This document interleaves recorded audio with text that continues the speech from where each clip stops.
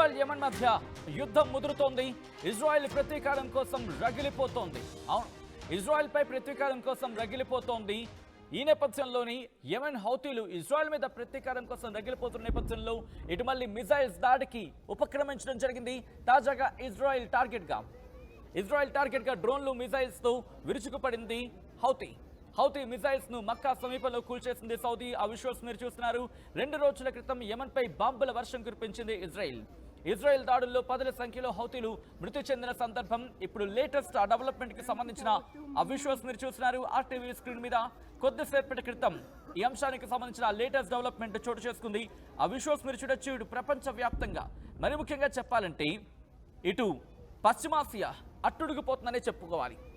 మధ్యప్రాచ్యంలో ఏం జరుగుతోంది? ఎక్కడ చూసినా కూడా, ఒక విధంగా చెప్పాలంటే ఎక్కడ చూసినా కూడా అటువంటి పరిస్థితులే, ఉద్రిక్త పరిస్థితులు చోటు చేసుకుంటున్నాయి. ఈ క్రమంలో దృశ్యాలు మీరు చూస్తున్నారు.